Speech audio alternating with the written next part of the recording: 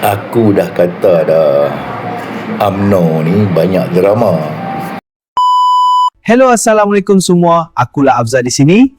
Topik apa hari ini? Bangun, bangunlah bangsaku, jangan tunduk, jangan layu, bangkit waris. Assalamualaikum. Okey, dia ada dua perkara yang kita nak, yang aku nak cerita ini. Ada dua benda. Yang pertama, yang ni,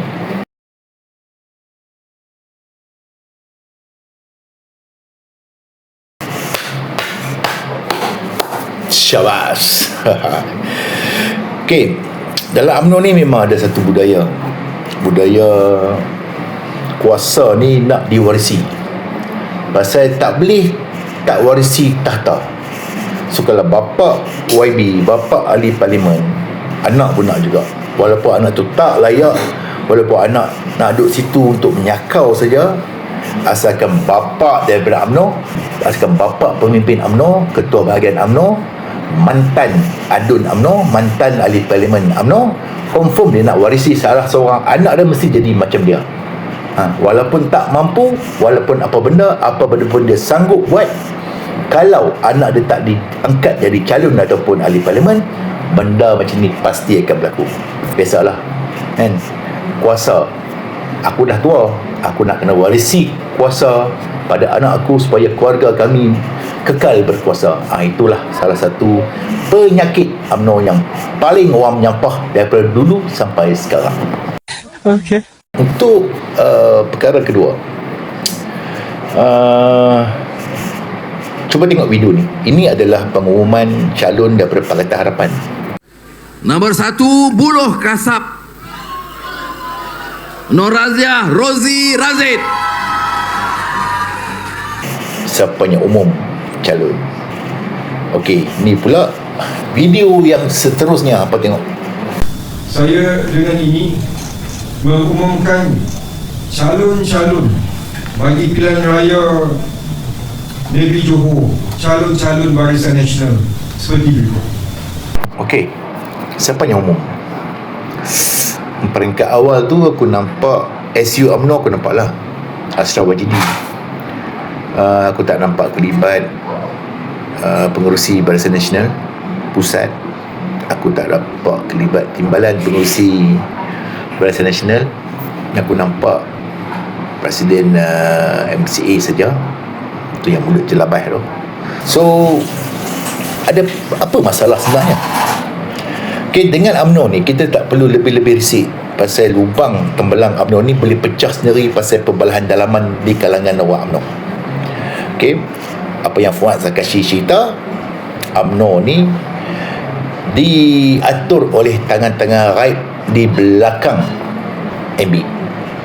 Okay, kita tengok pada barisan calon, banyak calon recycle. Calon yang sebelum ni, yang umur para atau tua lebih sikit daripada aku saja, pun beria nak jadi adun, dah ada penyakit 3 serangkai pun masih beria nak jadi calon. Aku orang otak kot, tak ada peluang untuk calon-calon muda. Ada, bukan aku tak nafikan, tapi apa, cuba tengok MCA hantar calon umur berapa. Tu beza mentaliti yang ada. Okay, dalam UMNO ni dia senang saja aku cakap, yang penting kuasa. Tua biar pi tua. Dia ada ayat, bukan terlebih macam aku terlebih makan garam daripada aku banyak kawan. Tak, itu bukan ayat dia. Ayat dia terlebih makan garam daripada hang tu bermaksud hang orang yang sakit darah tinggi. Cerita ada follow the wind blow. Makna budak-budak bawah ni, orang-orang bawah ni kena ikut dulu kepala dah. Okay, today my turn, tomorrow is your turn. Macam tu. Follow the wind blow dalam UMNO. Kalau yang kecil, yang muda-muda ni semua nak langkau, yang tua-tua nak confirm kena catat.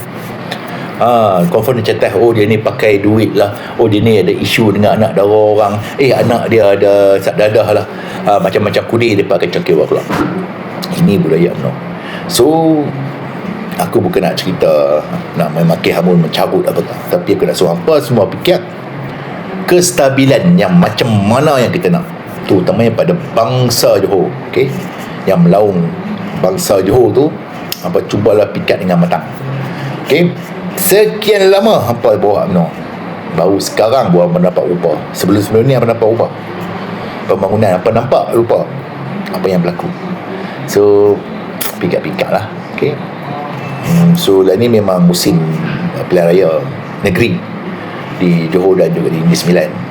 So aku memilih untuk menyampaikan penerangan logik akal.